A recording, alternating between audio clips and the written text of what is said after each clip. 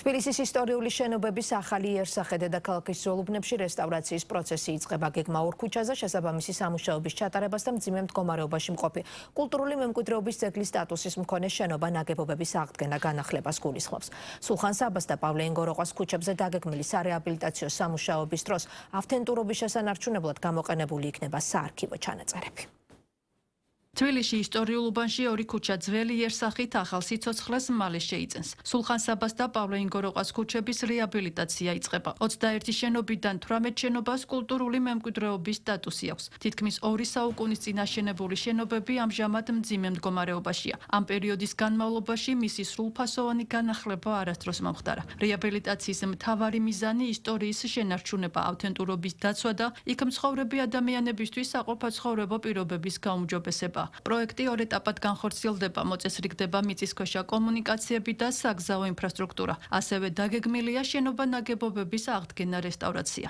ძალიან მძიმე მდგომარეობაა მიწისქვეშა ინფრასტრუქტურის თვალსაზრისით და პირველი რაც გაკეთდება იქნება კომუნიკაციების მოწესრიგება, რომ შემდგომში უკვე რეაბილიტირებულ და განახლებულ შენობებს არანაირი საფრთხე არ შეუქმნას მიწისქვეშა წყლებმა და ამორტიზირებულმა მიწისქვეშა კომუნიკაციებმა. რაც შეეხება სამუშაოების მეორე ეტაპს, აღნიშნულ ქუჩაზე მდებარე 21 შენობა ნაგებობის სრული რეაბილიტაცია რესტავრაცია განხორციელდება. რეაბილიტაციის აღნიშნული ეტაპი მწვავედ ავარიული შენობების აღდგენას, საძირკვლისა და კედლების გამაგრებას, გადახურვის შეცვლას, ხის კონსტრუქციებისა და ნაკეთობების რესტავრაცია შენარჩუნებას, შიდა ეზოების კეთილმოწყობას, ისტორიული სადარბაზოების რესტავრაციას, დეკორატიული ნაჭედი ლითონის ჭიშკრების დამზადებასა და ავთენტური არქიტექტურული ელემენტების აღდგენას გულისხმობს. ორივე ქუჩა დიდ ისტორიას ინახავს. დღევანდელ სულხან საბას ქუჩაზე გარკვეული პერიოდი ილია ჭავჭავაძე ცხოვრობდა და სწორედ აქ მდებარეობდა გაზეთ ივერიის რედაქციაც.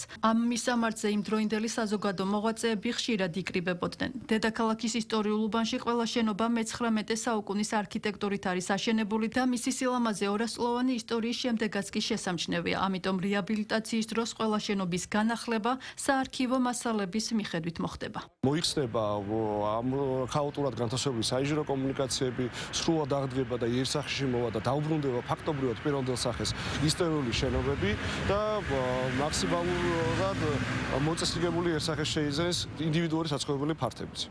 სულხან საბას და პავლე ინგოროყვას ქუჩებზე ამ სახლებში 500-მდე მოსახლე ცხოვრობს. ამჟამად ყველა მათგანი ქირით არის გაყვანილი. პროექტის დასრულება დაახლოებით 2 წელში იგეგმება და ამ პერიოდის განმავლობაში მათ ქირით ცხოვრებას თბილისის მერია უზრუნველყოფს. მიმდინარე წლის 18 აპრილიდან უკვე დავიწყებ, 7 aprilს ღამე გადაიკეტება მოძრაობა, შეიზღუდება, ვიწყებთ ლეონძის ქუჩიდან, პირველი 10 დღე შეზღუდვა გვექნება ლეონძის ქუჩაზე, შემდეგ შემოვდივართ სულხან საბას ქუჩაზე და მერე ეტაპობრივად გადავალთ ინგოროყვას მიმართულებით. დაახლოებით 500-მდე ბენეფიციარი ყავს აღნიშნულ ქუჩებზე, რომლებიც უზრუნველყოფილი იქნებიან ამ შენობების დასრულების მომენტამდე, ქირით იქნებიან გაყვანილები. სულხან საბას და პავლე ინგოროყვას ქუჩების რეაბილიტაციისთვის თბილისის მერიის ბიუჯეტიდან 120 მილიონი ლარი დაიხარჯება. ამ დროისთვის სატენდერო პროცედურები უკვე დასრულებულია და 4 გამარჯვებული კომპანიაა გამოვლენილი.